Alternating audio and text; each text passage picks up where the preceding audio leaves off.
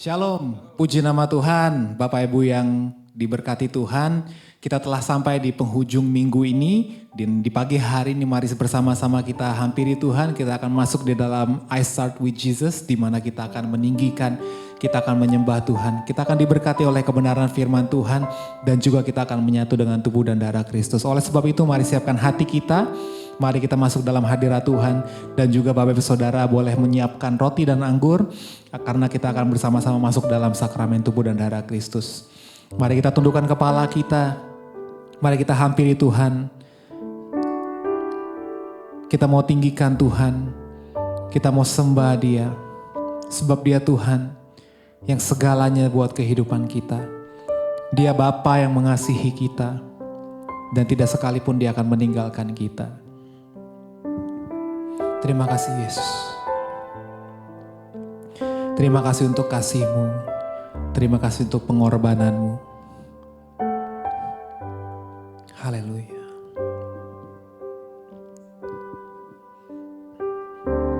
Kau Bapa yang mengasihiku, kuasa-Mu memulihkanku, hati yang baru Kau berikan untukku dapat melihat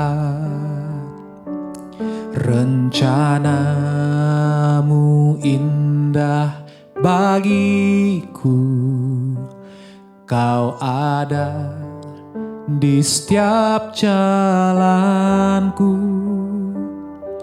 hatiku haus dan lapar akan Engkau.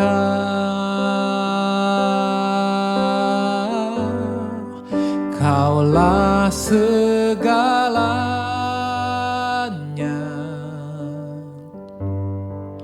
di dalam hidupku.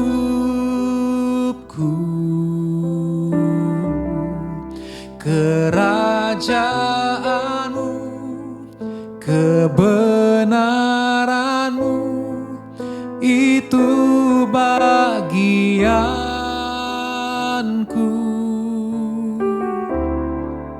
Kaulah yang kupandang selama hidupku.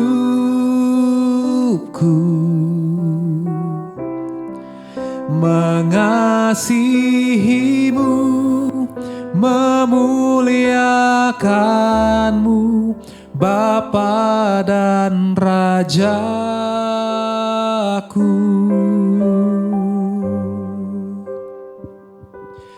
Kau Bapa yang mengasihiku,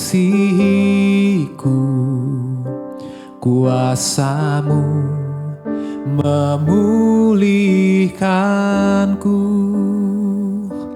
hati yang baru Kau berikan untukku dapat melihat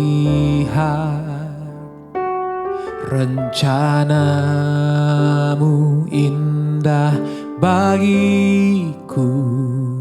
Kau ada di setiap jalanku, dan hatiku haus dan lapar akan Engkau.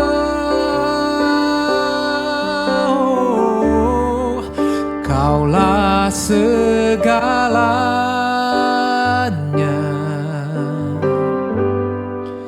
di dalam hidupku.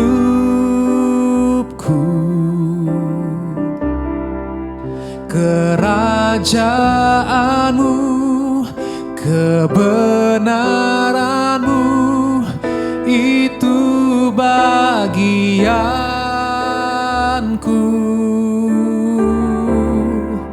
Kaulah yang kupandang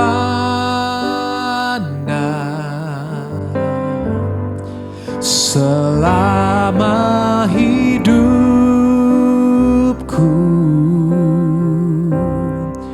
mengasihimu, memuliakanmu, Bapa dan Rajaku. Bersama-sama kita katakan, Kaulah segalanya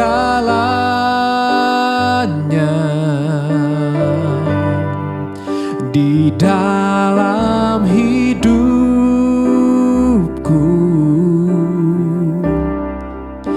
Kerajaanmu, kebenaranmu, itu bagianku. Oh, Kaulah yang ku pandang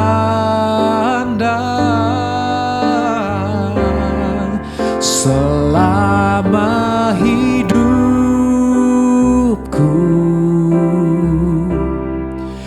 mengasihimu, memuliakanmu, Bapa dan Rajaku. Katakan, mengasihimu, mengasihimu, memuliakanmu, Bapa dan Rajaku. Mengasihi Tuhan, mengasihimu, memuliakanmu,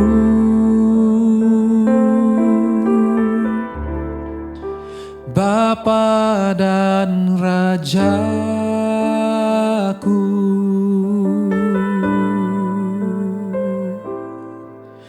Oh, mengasihi Tuhan. Oh,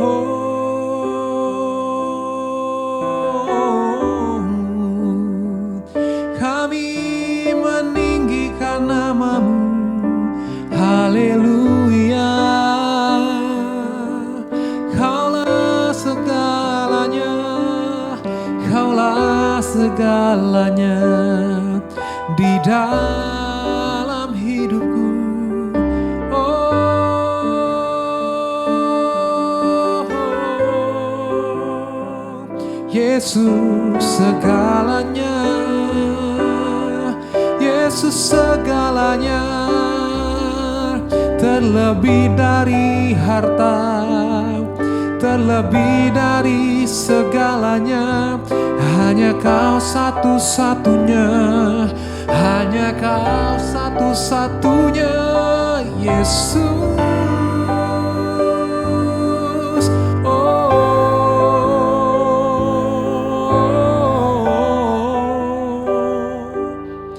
Kami tinggikan. Kami bersyukur Tuhan buat kasih-Mu. Kami bersyukur buat anugerah-Mu Tuhan. Karena Engkau Allah yang setia. Karena Engkau Allah yang begitu baik bagi kami. Bersyukur buat pengorbanan-Mu bagi kami ya Tuhan. Sebab itu tidak henti-hentinya kami bernyanyi Tuhan. Meninggikan nama-Mu. Mengagungkan nama Yesus. Ku bersyukur Bapa, ku bersyukur Tuhan buat kasih setia-Mu di dalam hidupku. Ku bersyukur,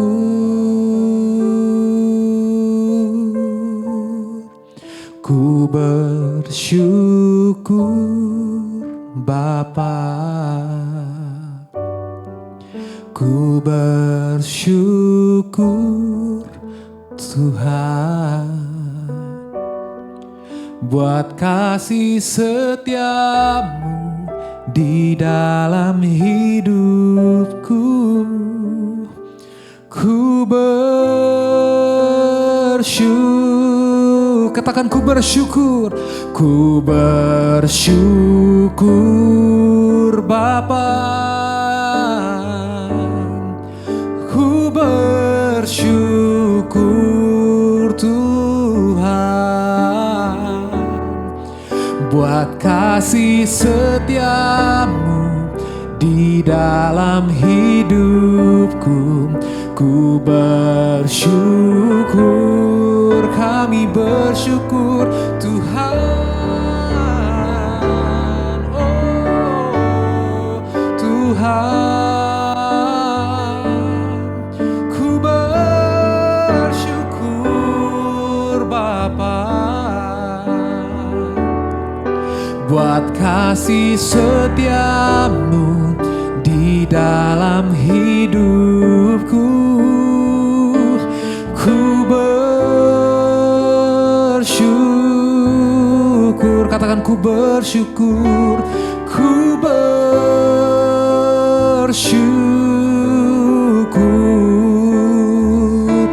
ku bersyukur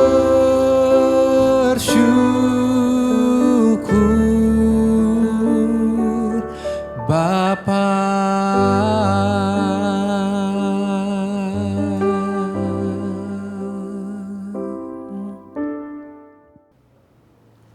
Selamat pagi, puji nama Tuhan, senang bisa menjumpai saudara kembali. Di hari ini tentunya kita sebelum beraktivitas, kita mengizinkan firman Tuhan untuk memandu kita, untuk memberkati kita, untuk menuntun kita, mengambil segala keputusan dan menetapkan langkah-langkah yang terpadu dan terukur sesuai dengan kebenaran firman. Karena orang-orang yang membiarkan firman Tuhan menuntun hidupnya, maka dia memiliki terang di dalam perjalanan kehidupannya dia. Saudara tentunya sudah diberkati di dalam pujian penyembahan, menikmati lawatan Tuhan, menikmati hadirat Tuhan, dan itu sangat-sangat luar biasa. Nah, sebelum kita masuk di dalam kebenaran firman Tuhan, kita percaya, biarkan Roh Kudus yang menjelaskannya, menyingkapkannya di dalam kehidupan kita, dan dia juga membukakan insight-insight yang luar biasa bagi setiap Anda dan saya. Mari kita bersatu di dalam doa. Tuhan Yesus, terima kasih buat kesempatan yang luar biasa di hari ini. Kami rindu untuk selalu menikmati kemurahan Tuhan, hadirat Tuhan, kami masuk di dalamnya, Tuhan yang bawa kami, Tuhan yang mengizinkan waktu tersebut. Dan sekarang kami akan dengar firman Tuhan. Berbicaralah bagi kami, firman-Mu adalah kebenaran, satu-satunya kebenaran yang memerdekakan. Apa yang keluar dari mulut bibir lidahnya Tuhan tidak akan pernah kembali dengan sia-sia, tetapi akan mengerjakan segala perkara dan pastinya berhasil. Terima kasih Tuhan buat firman-Mu hari ini. Dalam nama Tuhan Yesus, haleluya. Amin. Judul hari ini adalah tentang kita dibebaskan dari hukum Taurat, yaitu hidup dalam kasih karunia Tuhan. Kita melihat di dalam Injil Lukas pada pasal 16, ayat 16 dan ayat 17. Dikatakan bahwa hukum Taurat dan kitab para nabi berlaku sampai kepada zamannya Yohanes. Dan sejak waktu itu, kerajaan Allah diberitakan dan setiap orang menggagahinya, berebut memasukinya. Lebih mudah langit dan bumi lenyap daripada gugurnya satu titik dari hukum Taurat. Nah, banyak orang Kristen seringkali masih terjebak dalam pola pikir bahwa keselamatan itu adalah berdasarkan perbuatan. Seakan-akan Tuhan akan menerima kita hanya saja jika kita cukup baik, cukup taat, dan tidak pernah gagal. Yesus, dia datang bukan untuk membuang hukum Taurat, tetapi Yesus datang untuk menggenapi hukum Taurat sesuai Matius 5 ayat 17. Dan membawa kita ke dalam era baru, yaitu era kasih karunia. Nah, pertanyaan pentingnya adalah seperti ini. Apakah kita ini masih hidup di bawah hukum yang menghukum, ataukah kita ada di bawah kasih karunia yang telah membebaskan? Yang perlu kita pelajari saat ini adalah, yang pertama, memahami dispensasinya Tuhan. Dalam Lukas 16, pada ayat yang ke-16, di sana dikatakan, hukum Taurat dan kitab para nabi itu berlaku sampai kepada zamannya Yohanes. Berarti, Alkitab di sini mengajarkan bahwa Tuhan itu berurusan dengan manusia dalam berbagai masa atau dispensasi, dengan caranya yang berbeda-beda. Pada era hukum Taurat itu dimulai dari pemberian hukum, yaitu di Gunung Sinai dalam Keluaran 20 sampai kepada pelayanan Yohanes Pembaptis. Lalu ketika Kristus datang, itu disebut dengan era hukum Taurat berakhir sebagai dasar dari pembenaran. Roma 10 pada ayat yang keempat sudah menjelaskan sebab Kristus adalah kegenapan dari hukum Taurat. Sehingga kebenaran itu diperoleh tiap-tiap orang yang percaya kepada Yesus. Nah, kalau begitu, saudara ingat baik. Jangan lagi kembali ke sistem lama yang sudah diselesaikan oleh Yesus. Kalau kita masih berpikir Tuhan menerima kita karena perbuatan baik kita, maka itu artinya kita ini sedang membatalkan karya salib yang telah diselesaikan Yesus di atas kayu salib untuk hidup kita. Ingat dulu di sini. Nah, yang kedua, hukum Taurat itu tidak pernah disediakan, lihat deh, untuk menyelamatkan. Karena Roma 3 ayat 20 berkata, sebab tidak seorang pun yang dapat dibenarkan di hadapan Allah oleh karena melakukan hukum Taurat. Karena justru oleh hukum Taurat, orang mengenal dosa. Maksudnya ngerti nggak? Nggak ada orang yang bisa sempurna. Nggak ada orang yang bisa melaksanakan hukum Taurat. Karena peraturan hukum Taurat itu, saudara, Anda nggak bisa benar satu, atau sini, benar 9 gagal 1. Anda nggak bisa. Hukum Taurat itu sempurna. 10-10-nya harus benar. Karena Anda sudah benar 9, gagal 1 tetap lulus. Itu sekolah mungkin. Tapi kalau di dalam hukum Taurat, dia standarnya tinggi. Nggak bisa. Makanya nggak ada orang yang bisa selamat dengan hukum Taurat. Gagal semuanya. Dan di sini diberi petunjuk bahwa hukum Taurat itu ternyata tidak berkuasa untuk menyelamatkan. Dia justru memperlihatkan kesalahan kita. Dia hanya menunjukkan dosa-dosa kita. Dan membuat kita sadar bahwa kita butuh juru selamat. Hukum Taurat itu baik, saudara. Menyingkapkan kepada kita semua kesalahan kita. Tetapi hukum Taurat tidak bisa membawa kita untuk kita memenuhi standarnya. Kita gagal semuanya. Seperti cermin, hukum Taurat itu justru menunjukkan wajah kita yang kotor. Itu kayak cermin. Tetapi hukum Taurat tidak bisa membersihkannya. Nah, di sini saudara lihat, jangan salah menggunakan hukum Taurat. Kita seringkali memakai untuk menilai apakah layak atau tidak ya seseorang di hadapan Tuhan. Saudara harus pahami, yang menyelamatkan adalah iman di dalam Yesus. Efesus 2 ayat 8 sampai 9. Jadi saudara dan saya bisa sekarang dibereskan dari segala kekotoran. Itu bukan karena hukum Taurat yang bikin, tetapi karena Yesus yang membersihkannya. Yesus yang melakukannya. Nah, yang ketiga kita pelajari hari ini adalah Kristus menggenapi hukum Taurat buat siapa? Buat Anda, buat saya, buat kita. Matius 5 ayat 17 dikatakan, janganlah kamu menyangka bahwa aku datang untuk meniadakan hukum Taurat, kata Yesus. Atau kita para nabi. Yesus bilang lagi gini, aku datang bukan untuk meniadakannya. Aku datang melainkan untuk menggenapinya. Yesus menggenapi setiap hukum Taurat dan memberikan kepada kita kebenarannya melalui iman. Dia berikan iman itu di dalam diri kita. Nah, itu sebabnya rasa aman kita di hadapan Tuhan itu bukan karena kita sempurna. Tetapi rasa aman itu karena Yesus sempurna. Dan kita ada di dalam kesempurnaannya Yesus. Untuk itu hari ini, berhentilah berusaha membuktikan dirimu di hadapan Tuhan. Dan mulai hari ini, hidup dalam rasa syukur. Karena kebenaran Kristus sudah diberikan kepada kita. Lantas yang keempat, pertanyaannya begini. Kalau begitu apa fungsinya hukum Taurat di zaman kasih karunia seperti hari ini? Ya, bagus pertanyaannya. Dalam 1 Timotius 1 ayat 9 sampai 10. Di sana dikatakan, yakni dengan keinsafan bahwa hukum Taurat itu bukanlah bagi orang yang benar. Hukum Taurat itu diberikan buat siapa? Melainkan bagi orang durhaka, orang-orang lalim, bagi orang fasik, bagi orang berdosa, bagi orang duniawi, dan yang tak beragama, bagi pembunuh bapak, bagi pembunuh ibu, bagi pembunuh pada umumnya, bagi orang cabul, bagi pemburit, bagi para penculik, bagi pendusta, bagi orang yang makan sumpah, dan seterusnya. Segala sesuatu yang bertentangan dengan ajaran yang sehat. Saudara, berarti hukum Taurat ini masih bermanfaat? Iya. Hukum Taurat masih berguna. Bagi siapa? Bagi orang yang belum lahir baru.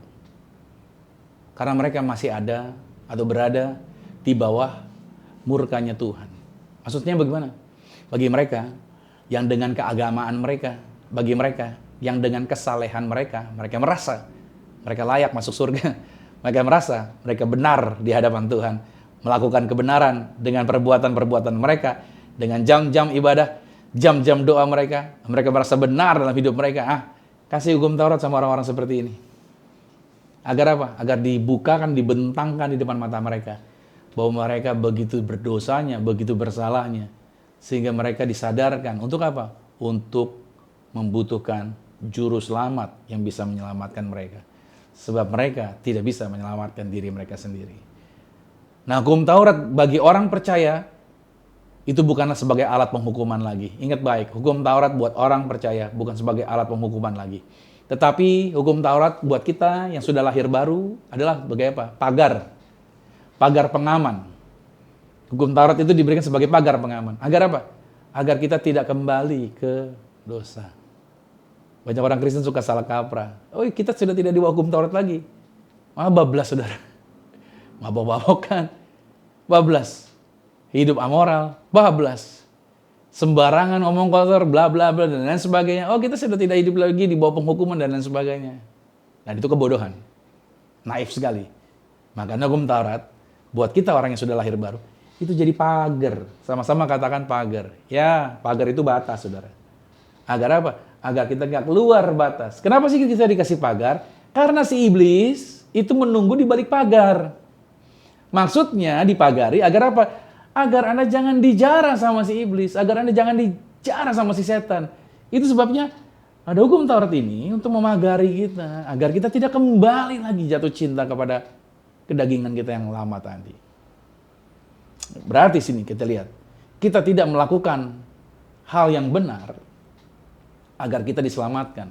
Tetapi karena kita sekarang sudah diselamatkan, maka kita sekarang memilih hidup melakukan yang benar. Pagar itu menjaga kita untuk terus melakukan yang benar. Itu maksudnya. Pelajaran yang kelima, saudara. Bersyukur atas kasih karunia Tuhan. Ayo bersyukur semuanya. Hidup kita atas kasih karunia Tuhan. Yohanes 1 ayat 17 dikatakan, sebab hukum Taurat diberikan oleh Musa.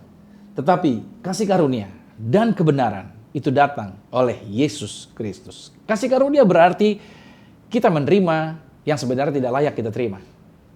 Kita tidak lagi hidup dalam ketakutan. Tetapi sekarang kita hidup dalam hubungan kasih dengan Bapa. Kita datang sama Tuhan bukan lagi karena ketakutan. Kita tidak lagi berdoa, aduh kalau saya nggak berdoa, saya nggak dapat makan hari ini, saya takut Tuhan nggak berkati dan lain sebagainya. Bukan. Kita tidak lagi datang kepada Tuhan dalam hubungan yang karena ketakutan. Tapi kita datang sama Bapa dalam hubungan yang penuh dengan kasih. Berarti yang kita harus lakukan hari ini adalah hiduplah dengan hati penuh ucapan syukur. Bukan rasa bersalah yang terus menghantui setiap kita. Saya takut banyak orang Kristen sampai hari ini masih terus dirundung dengan perasaan bersalah. Padahal Anda dan saya dipanggil Tuhan bukan untuk hidup dalam perasaan bersalah terus-menerus. Kita sudah dimerdekakan oleh Tuhan Yesus. So saya simpulkan, hukum Taurat itu menunjukkan kebutuhan akan juru selamat. Bahwa semua orang butuh juru selamat. Kalau ada orang yang merasa dia bisa menyelamatkan dirinya, kasihlah hukum Taurat ini sama orang itu. Agar matanya terbuka bahwa dia butuh juru selamat. Nah, Yesus sudah menggenapi hukum Taurat. Dan Yesus sudah membawa kita ke dalam era yang baru, yaitu kasih karunia Tuhan. Berarti kita tidak lagi hidup untuk mencari pembenaran dari perbuatan-perbuatan. Tetapi kita sekarang hidup karena iman kepada Kristus yang sudah menyelesaikan di atas kayu salib. Nah, respon Anda dan saya hari ini adalah, mari kita hidup dalam kebebasan. Bukan kebebasan dalam artian jadi sembarangan. Kita ada pagar yang menjaga kita. Bebas berarti terukur. Bebas itu artinya bertanggung jawab. Kekristenan tidak mengajarkan sembrono. Kasih karunia tidak mengajarkan menjadi arogan. Kasih karunia mengajari yang namanya ketertiban. Sehingga segala yang kita buat, dasarnya karena kita mengasihi Tuhan, karena kita mensyukuri apa yang Tuhan buat. Nah, hidup dalam kebebasan, respon kita, dan ucapan syukur, serta kita terus memberitakan kasih karunia tersebut kepada semua orang yang kita jumpai. Saya kasih ilustrasi penutup ini. Bayangkan, apabila ada seseorang yang dipenjara bertahun-tahun, tiba-tiba ada yang membayar tebusannya, membukakan pintu selnya, dan berkata kepada orang itu, "Hei, kamu sudah bebas, kamu sudah dilepaskan, kamu tidak dipenjara lagi." Tetapi orang yang dipenjara ini malahan memilih tetap duduk di dalam sel karena takut melangkah keluar. Berapa banyak orang Kristen yang model seperti ini? Banyak orang Kristen mirip seperti itu, udah dibebaskan oleh kasih karunia, tetapi justru masih memilih hidup seperti terpenjara oleh hukum, yaitu di bawah hukum Taurat tadi. Masih seperti itu. Nah, hari ini saudara, Yesus berkata kepada setiap kita, "Hai anak-anakku, keluarlah, salibku sudah cukup. Dan engkau yang percaya kepadaku, engkau telah dibebaskan." Saya berdoa buat saudara hari ini Anda benar-benar bersuka cita. Bahwa Anda bukan lagi orang-orang yang terancam. Anda bukan lagi orang-orang yang merasa kuat dengan kekuatan Anda. Tapi Anda dan saya adalah orang-orang yang bersyukur. Karena kita hidup di bawah pertolongan Tuhan, kasih karunia Tuhan. Dan kita beriman akan apa yang Tuhan sudah selesaikan bagi setiap kita. So, mari siapkan roti dan anggur, perintah Tuhan ini. Bukan perintah saya. Bukan perintah gereja, bukan doktrin gereja. Tuhan memberi perintah, barang siapa makan tubuh Kristus, barang siapa minum darah Yesus, dia ada di dalam aku ada di dalam dia. Tidak ada kuasa apapun di bawah kolong langit ini yang bisa memisahkan kita dari kasih Kristus. Catat baik saudara, berarti ingat baik, kita mempercayai perkataan Tuhan, Tuhan yang memberikan perintah. Kalau kita makan tubuh Kristus, kalau kita minum darah Yesus, kita sekarang ada di dalam Yesus dan setan tidak berkuasa atas hidup kita. Mari kita angkat rotinya sama-sama dengan saya katakan dalam nama Tuhan Yesus. Inilah roti yang turun dari surga. Inilah tubuh Tuhan Yesus Kristus yang tergantung di atas kayu salib. Oleh korban tubuh Kristus, mulai hari ini, segala kutuk sakit penyakit telah diselesaikan, dihancurkan. Kami percaya kami menang atas segala virus. Korban tubuh Kristus yang terpecah, yang tergantung, tertikam di atas kayu salib. Agar mulai hari ini kami tidak terkapar di rumah sakit. Oleh korban tubuh Kristus dari kepala sampai telapak kaki, setiap sel-sel tubuh kami telah dijadikan baru dalam nama Yesus. Inilah roti yang turun dari surga, inilah tubuh Tuhan Yesus Kristus. Mari kita makan tubuh Tuhan Yesus.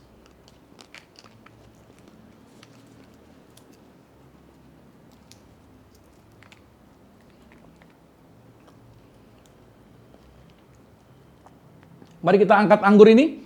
Mari dengan iman sama-sama saya katakan dalam nama Tuhan Yesus, inilah darah Yesus Kristus, darah yang tercurah, darah yang tertumpah di atas kayu salib sebagai perjanjian yang baru dan yang kekal. Oleh korban darah Kristus, maka mulai hari ini kami bersama dengan keluarga, kami dimeteraikan sebagai warga sorga, punya rumah di bumi, punya rumah di sorga, tidak mengembara, dimanapun berada melangkah dijagai pasukan malaikat sorgawi. Kami tolak santet, kami tolak kuasa gelap, segala rancangan orang jahat tidak berkuasa atas kami. Mulut kami diberkati, ada kuasa.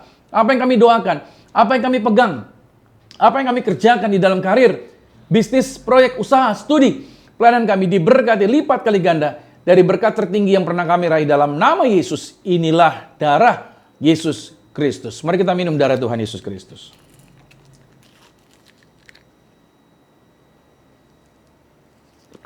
Saudara boleh mengucap syukur buat tubuh dan darah Tuhan Yesus yang luar biasa. Saya percaya lawatan Tuhan, kuasa Tuhan bekerja. Percayalah perkataan Tuhan, kita ada di dalam Yesus. Yesus di dalam kita. Tidak ada kuasa apapun yang bisa memisahkan kita dari kasih Kristus. Mulut kita ada kuasa. Tangan kita ada kuasa. Dan di tangan saya ada minyak urapan. Di tangan saudara juga, saudara siapkan minyak urapan. Ini bukan perintah gereja. Ini bukan maunya pendeta. Tapi Tuhan yang memberi perintah kepada para murid. Doakan orang sakit, usir setan-setan. Berarti kita punya kuasa untuk melakukan kuasanya Tuhan. Karena kita percaya perkataan Tuhan yang menyuruh kita untuk melakukannya dengan sakramen ini. Angkat minyaknya dengan iman sama-sama katakan dalam nama Tuhan Yesus. Inilah minyak urapan. Setiap tetes punya kuasa mengusir setan. Setiap oleh punya kuasa menyembuhkan sakit penyakit. Dalam nama Tuhan Yesus Kristus silakan pasukan malaikat selalu hadir pagari jagai kami. Inilah minyak urapan. Anda boleh teteskan di atas kepala saudara. Anda boleh berdoa buat setiap keluarga Anda, family Anda, anak-anak saudara, pasangan saudara, proyek-proyek Anda, dan siapapun yang bersama-sama dengan saudara. Percayalah kuasa Tuhan bekerja bagi setiap kita. Amsal 18 ayat 21 berkata, hidup dan mati dikuasai lidah. Siapa yang suka menggemakannya, dia akan memakan buahnya. Di layar monitor saudara, ada kata-kata kuasa yang dapat menarik kuasa Tuhan bekerja di dalam kehidupan setiap Anda dan keluarga Anda. Mari bersama-sama dengan saya katakan, saya diberkati, berkelimpahan, telah ditebus, telah diampuni, dibenarkan, diurapi, disempurnakan, diberi kuasa, hidup dalam kasih karunia, berharga, aman, sehat, penuh kemuliaan, fokus pada Yesus, disiplin, percaya diri, pandai cerdas. Saya diciptakan segambar dan serupa Yesus untuk menggenapi setiap panggilan dan tujuannya atas hidup saya di dalam nama Yesus. Amin. Puji nama Tuhan. Terjadilah seperti yang Anda perkatakan, terjadilah seperti yang Anda percaya. Well, kita sudah sampai di penghujung acara ibadah ini. Saya berdoa buat saudara, Anda diberkati. Kalau saudara merasa diberkati, tentunya jadilah berkat. Bagikan siaran ini kepada keluarga, famili, teman, kerabat saudara, dimanapun mereka berada. Agar mereka semua mengalami berkat sebagaimana kita juga diberkati Tuhan hari ini. Kalau saudara juga belum memiliki gereja tetap, saudara belum pernah tertanam di gereja manapun, kami Gereja Zion Church of Christ terbuka untuk menerima, untuk memberkati saudara, untuk dapat tertanam, untuk digembalakan, untuk didewasakan bersama-sama di Zion Church of Christ. Ibadah kami saat ini ada di Hotel Santika, Kelapa Gading, di jam 8 pagi dan di jam 10 pagi. 2 sesi ibadah. Silakan saudara hadir di antara 2 sesi ibadah tersebut. Setiap ibadah ada sakramen tubuh darah Tuhan Yesus, ada sakramen minyak urapan. Semua kita diberkati. Dan saya percaya bahwa tidak ada pertumbuhan di dalam kesendirian. Tidak ada kedewasaan tanpa adanya tertanam di dalam sebuah rumah Tuhan. Kami Zion Church of Christ rindu ingin memberkati setiap Bapak Ibu Saudara. Mari angkat tanganmu dan aminkan berkat ini. Diberkatilah engkau di dalam usahamu, diberkatilah engkau di dalam pekerjaanmu, diberkatilah engkau di dalam segala aktivitasmu. Siapapun tinggal dengan engkau pasti diberkati, keluargamu diberkati, orang tuamu diberkati, saudara-saudarimu diberkati, rumah tanggamu berbahagia. Terimalah berkat anugerah dari Bapa di surga, cinta kasih di dalam Yesus Kristus, kekuatan penghiburan di dalam kuasa Roh Kudus, menyertai mengurapi setiap kita mulai saat ini, sampai Tuhan Yesus datang menjemput Anda dan saya, keluargamu dan keluargaku kita semua, sama-sama menjadi warga surga. Yang percaya, sama-sama dengan saya katakan, amin. Puji nama Tuhan. Sampai jumpa dalam program I Start with Jesus berikutnya. God bless you. On the third